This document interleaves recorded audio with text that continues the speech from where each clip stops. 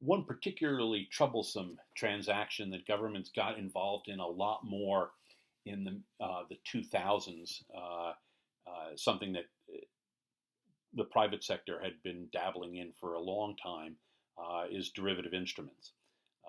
Derivatives are a type of transaction that derive their value from some underlying item, such as an investment or outstanding debt, uh, and so the derivative is associated with this other item, and as the value of the other item changes, that affects the value of the derivative as well.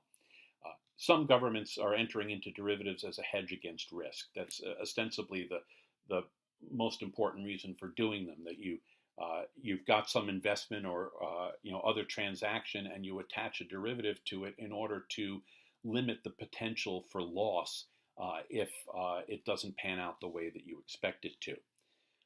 Many derivatives are used by governments for the purpose of lowering their borrowing costs, and those specifically are called interest rate swaps. Many derivatives also are investments, so the government's just expecting to make some money with it.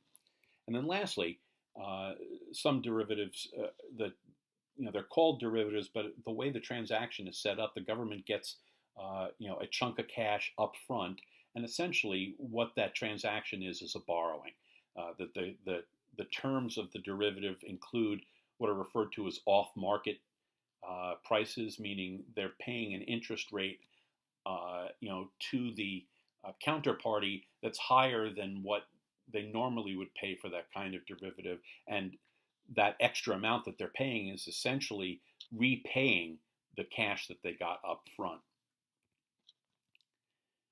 So the most common form of derivatives for governments are interest rate swaps. And what governments have found in some cases is that it's cheaper for them to issue variable rate debt and then enter into a derivative that synthetically turns it into fixed rate debt than it is to just issue fixed rate debt.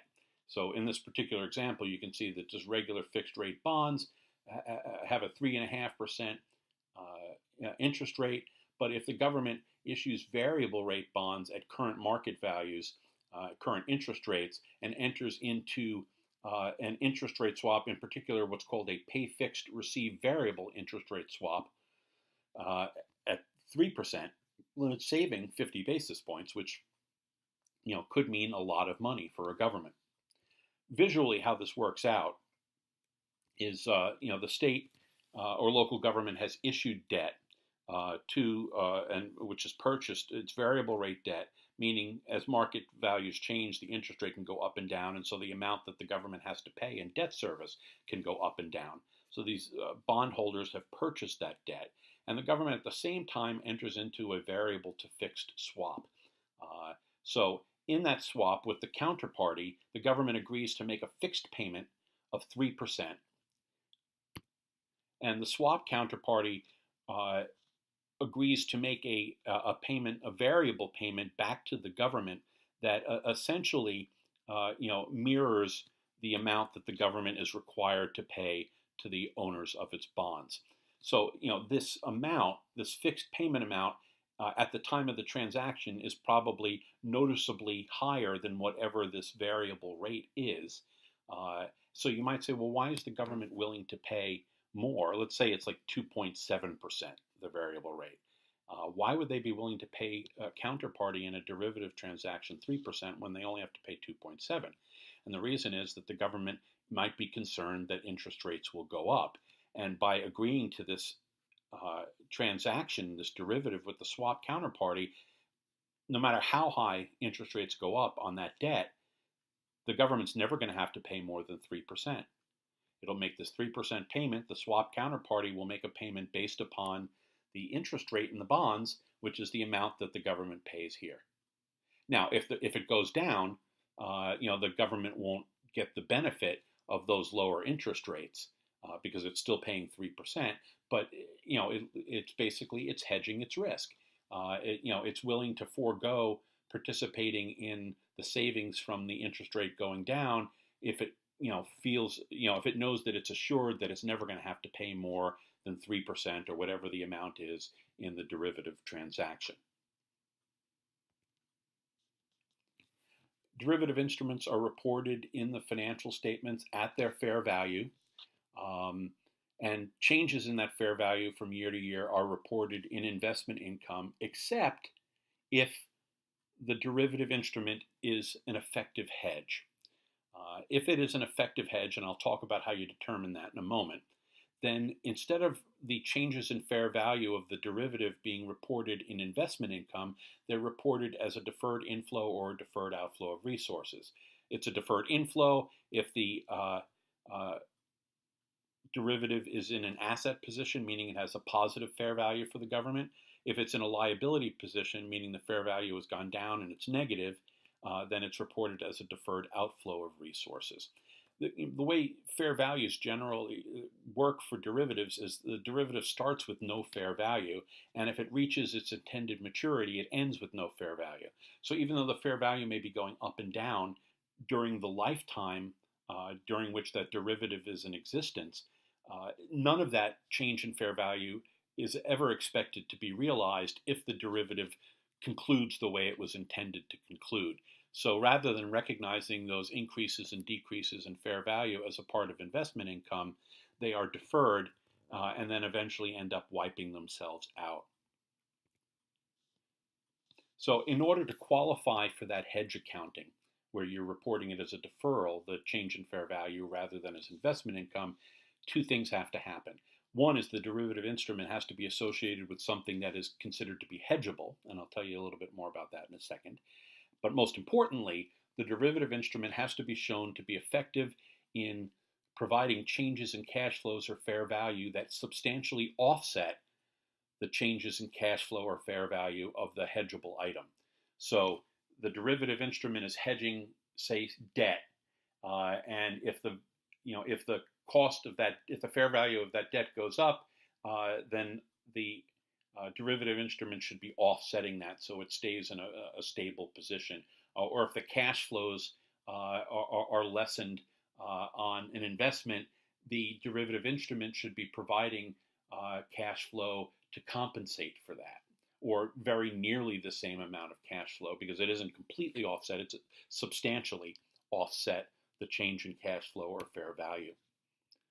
And if they meet those requirements, then the derivative is required to be reported under hedge accounting. It's not an option.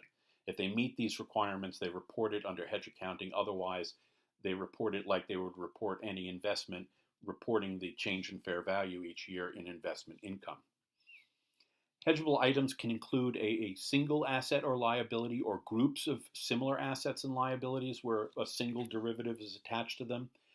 They can hedge expected transactions, such as a planned issuance of debt. And in that case, what the derivative usually is a rate lock, like on a mortgage, where the government enters into this derivative to ensure that it's, maybe it's worried that by the time it actually issues these bonds, that the interest rate's going to go up. So they enter into a derivative that locks them in at 3%, say.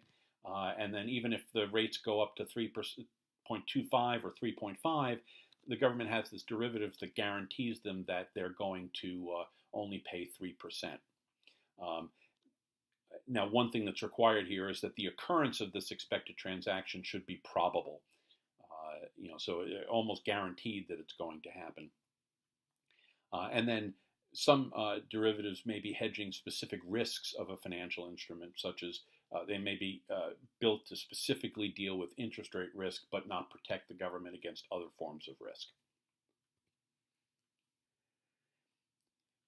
The methods of evaluating whether a hedge is effective or not, meaning it's substantially offsetting the cash flows or fair value of the hedged item, can be determined quantitatively or qualitatively.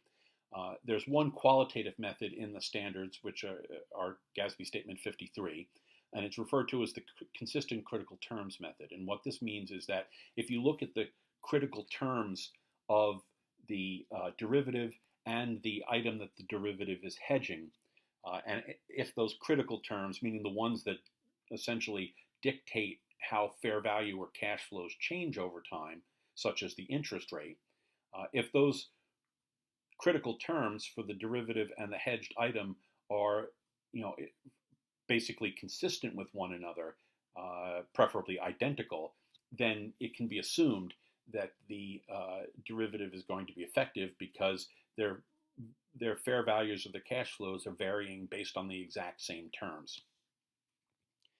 There are three quantitative methods specifically identified in Statement 53, and then it also makes room for the possibility that there might be other methods, quantitative methods of determining effectiveness that the board was not aware of at the time.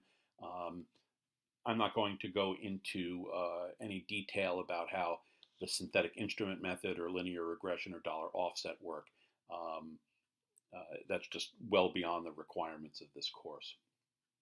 So what a government's required to do each year is to evaluate the effectiveness of all of its hedging derivatives to ensure that they continue to be effective. So they do it initially to determine if it is a hedge or an investment derivative, and then each year, or if they're reporting quarterly, they'd have to do it on a quarterly basis. They have to evaluate the effectiveness again to make sure that as of the reporting date, the hedge continues to be effective. There are a variety of ways in which a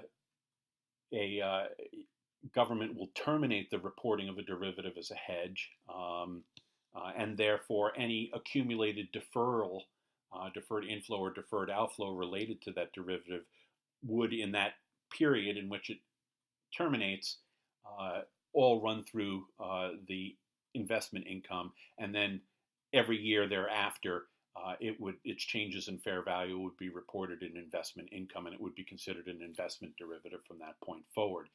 There's no way to get back in once that happens.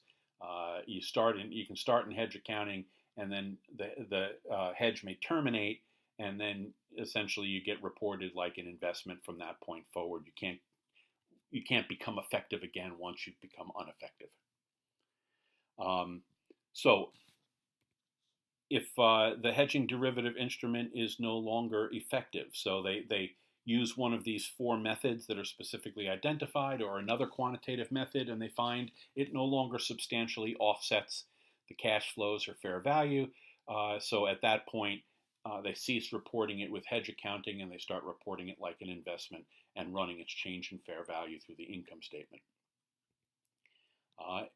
If the government is hedging a particular risk and it becomes re-exposed to that risk, that would terminate the hedge. If it's hedging an expected transaction and that expected transaction is no longer probable, for instance, the government decides it's not going to issue those bonds that it entered into the derivative to get the rate lock, then the hedge terminates. And then lastly, if the hedging derivative instrument is terminated by the government or by the counterparty because some triggering event in the agreement allowed them to do so. So governments are required to present a disclosure, a tabular disclosure of their derivative instrument activity, first organized by dividing them among governmental activities, business type activities, and fiduciary activities, and then in each of those categories separately showing the fair value hedges, the cash flow hedges, and the investment derivative instruments in separate groups. And then for each of those groups, showing what the notional amount is, so that's the original or outstanding amount, essentially like the principal, what the fair value is as of the date of the financial statements, how much it changed, and where in the financial statements it's reported, because you're not likely in most cases to be able to see them separately on the face of the financial statements. So it's telling you, in a lot of cases, the fair value is going to show up. If it's an investment, it'll be in the investments amount, and the changes will be in investment income. And then if any derivatives are reclassified from a hedge to an investment because the hedge terminates, then the fair values of those derivatives, and the amount that was reclassified in that period from a hedge to investment should be separately disclosed. So this is what a typical disclosure might look like. And you can see the governmental activities, business type activities, fiduciary funds are separate. Of course, a government might not have derivatives related to each of these. Underneath the governmental activities, you can see they do have some fair value hedges, they have some cash flow hedges, and they have other derivatives that are investment derivatives. This classification is telling you where they appear in the financial statements. Here's the fair value amount as of the date of the financial statements, and the amount, this is the amount by which it changed during the fiscal year. Here's the amount as of the end of the fiscal year.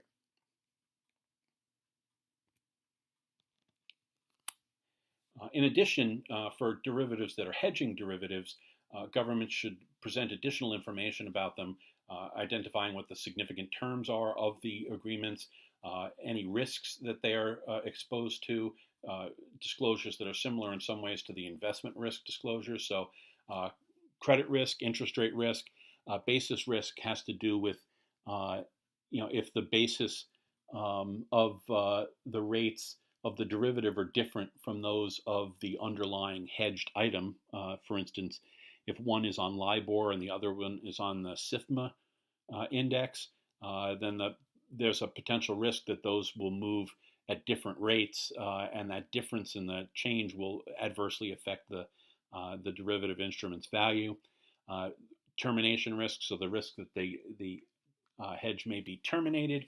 Rollover risk is the possibility that if the derivative is scheduled to mature before the item that it's hedging, that the government won't be able to roll that over into a new derivative to continue to protect it from whatever risk it's been hedging.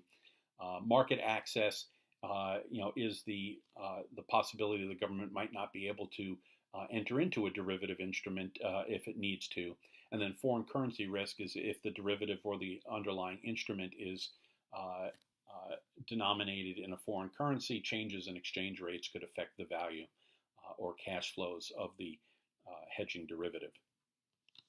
If a government uses a method for evaluating effectiveness other than the ones that are specifically identified in Statement 53, then it has to identify what that method is and describe how it works. And then also, if there are any contingencies associated with derivative instruments, for instance, in addition to having terms under which the counterparty may be able to terminate the hedge and require the government to make a payment, there may be instances or circumstances under which the government is required to post some collateral. So it's not making a payment to the counterparty, but it is putting some money up that would be available to the counterparty in case of termination. So if it has a contingency like that, it identifies the fair value of the derivative instruments that have these contingencies, the amount of all potential settlements under those contingencies, and any amounts that have in fact been posted as collateral under those contingency provisions. And then lastly, if a government has a derivative that is hedging debt, then it's required to present a disclosure that shows the combined expected payments related to both the hedged debt, so its principal and interest payments, and the net payments being made under the derivative that's associated with that debt. They show you the net payments because, the way these work is, rather than the government make a payment to the counterparty and then the counterparty makes a payment to the government, they figure out which one owes more to the other, and they make a payment for the difference. And in each of these cases, the government is expecting, you can see up in these years, this negative amount means that the government is expecting the net payment to come to it. And this year, there's a net payment going out. And then these remaining periods, the net payment is coming into the government.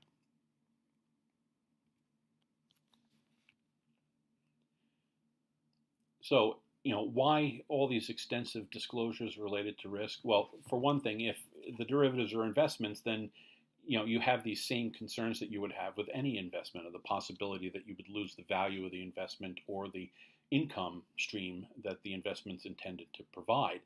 If it's a hedge, you want to know if the government has protection against certain risks or certain losses of value or cash flows, and the possibility that that protection could be lost.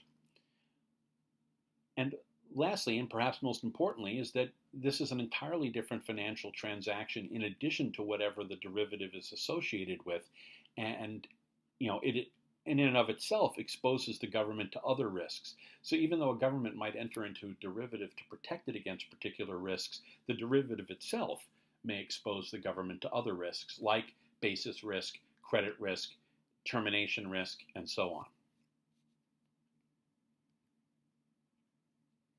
Regarding contingencies, you're probably familiar with the FASB standards for contingent liabilities. GASB uses the same standards for almost all contingencies, uh, with a couple of exceptions. Pollution remediation is one of them. Um, but essentially, if a government has a contingent liability, the potential for loss, it should disclose that if the loss is probable, which means likely to occur, but the amount cannot be reasonably estimated. If it can be reasonably estimated, the government, if the contingent loss is probable, it should be reporting the loss or a liability in the financial statements.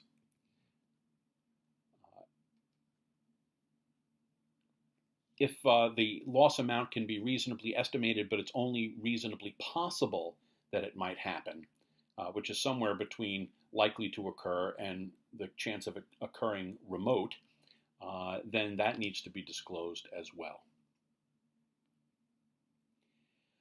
One other contingency that recent standards have changed from that basic FASB Statement 5 approach of probable involve what are called non-exchange financial guarantees, which is when a government guarantees a financial obligation of a separate entity or individual, or when a government receives such a guarantee for one of its own financial obligations without providing any compensation or very little compensation in return.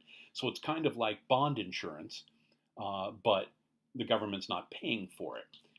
And these have increased in their frequency in the time since the Great Recession, when the bond insurance market essentially collapsed and governments really couldn't get much access to bond insurance, even though before the collapse, about 60% of new bond issues were insured by municipal bond insurers.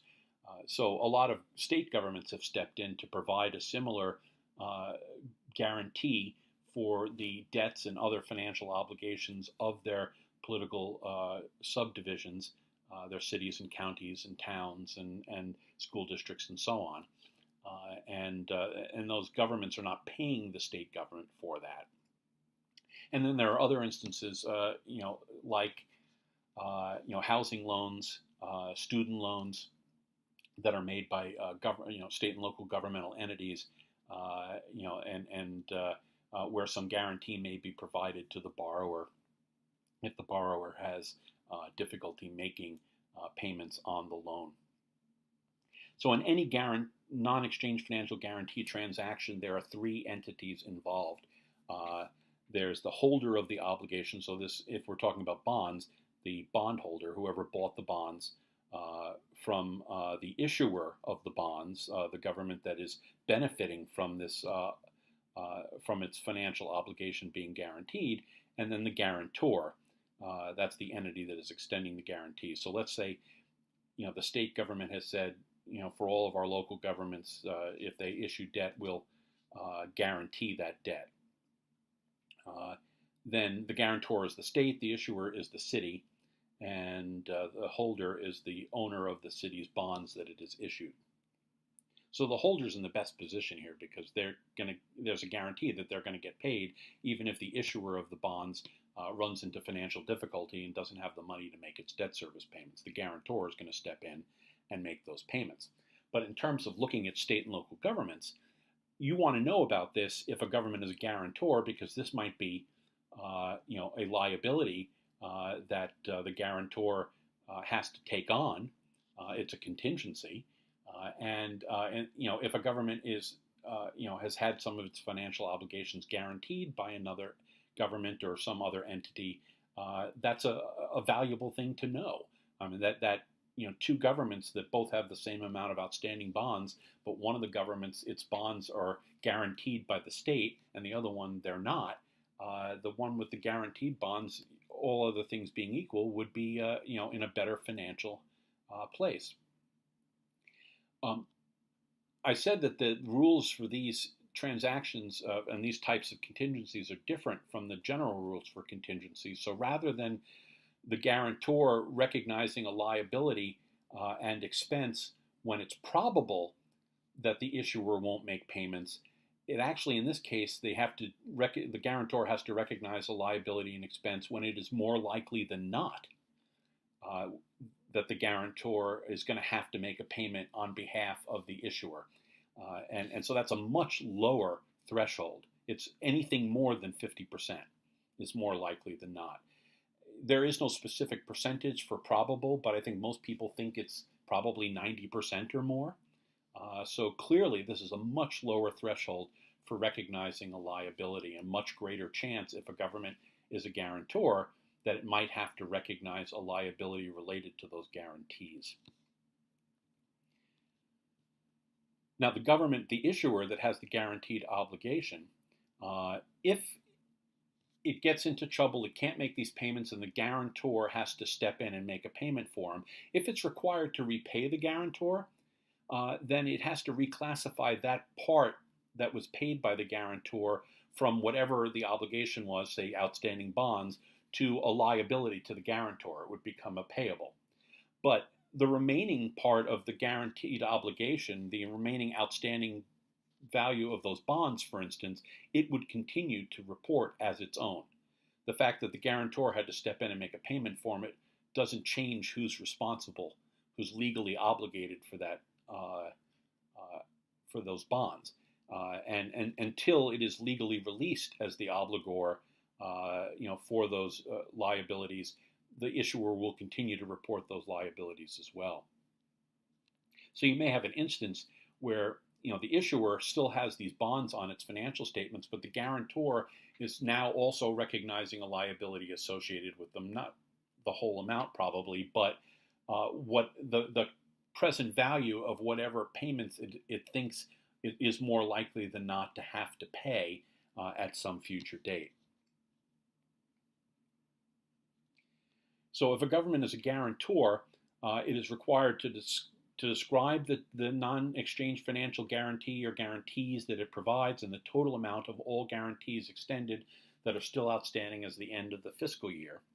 And if a guarantor has recognized a guarantee liability or had to make guarantee payments during the period, then it has to disclose additional information about when it recognized those liabilities and how it measured them, how much they changed over the course of the year. So if you look at this example in the bottom, they'll show how much was outstanding for these guarantee liabilities that they recognized, the additional amounts recognized during the year, the amount of reduction during the year, generally because they made payments for those, and then what the balance is as of the end of the year. This is the amount that should be reported in the financial statements.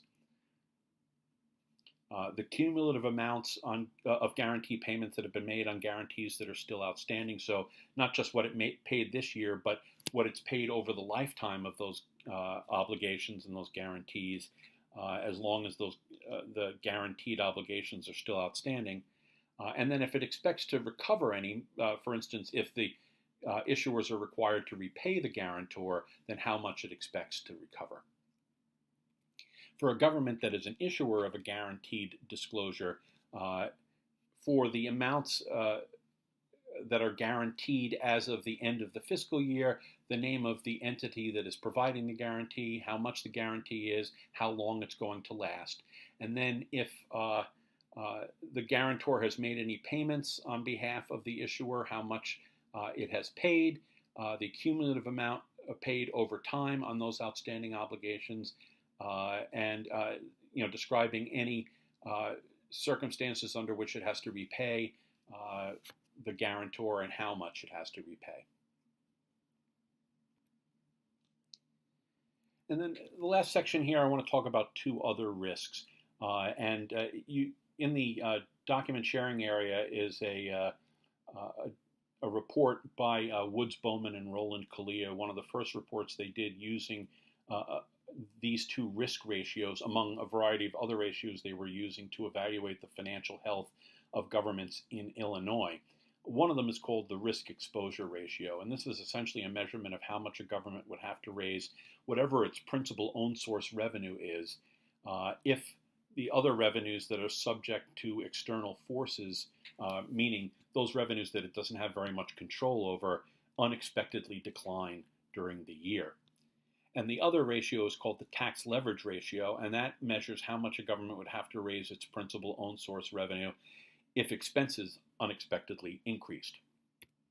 So looking at the risk exposure ratio, in the numerator, the two revenues that they focused on were investment revenue and intergovernmental aid. A government might have some control over investment revenue because it can pick what investments it invests in, but it has little control over how those investments perform and little control over how much money it's going to get from the federal government or the state government. Those amounts are divided by, in this case, I'm using a government whose primary revenue source is the property tax, so dividing it by property tax and only at the part of the property tax that is either unrestricted or for general operating purposes. If a government has a tax levy for a specific purpose, such as debt service, you wouldn't include that here. So looking at a statement of activities, here is your investment earnings, here is unrestricted grants, and then the program grants, the operating grants and capital grants from above. Here are the property taxes levied for general purposes. And when you calculate that out, it comes to 0.261. So what that means is for every 1% decrease in those revenue sources, the government would have to increase its property tax revenue by 0.26%, by 0.25%. Should you be concerned by 0.25% increase? I mean, that doesn't sound like very much, but it's something you would need to look at over time and compare with other governments to see what is an acceptable level of risk. Obviously, the higher that number is, the more risk the government faces, because it would mean they'd have to increase their property taxes a greater amount, and they may be limited in their ability to do that, particularly in the middle of the year. The tax leverage ratio will divide operating expenses, again using the same example, by the unrestricted property tax revenue. So there, your total expenses for the governmental activities, as well as interest on long-term debt, which needs to be subtracted because it's not an operating expense. Here are the property taxes levied for general purposes. We also are subtracting here depreciation expense. So you subtract interest expense and depreciation expense, and that more or less is getting you to an operating expense number for the governmental activities, divided by the unrestricted property tax revenue, and that comes out to 1.845. So that means that for every 1% increase in operating expenses, the government would need to raise its property taxes by over 1.8%. And that might be problematic. You would evaluate this the same way. The higher the number is, the more problematic, the more risky it is. The lower it is, the better. And with that, that's the end of our discussion of risk. Thank you.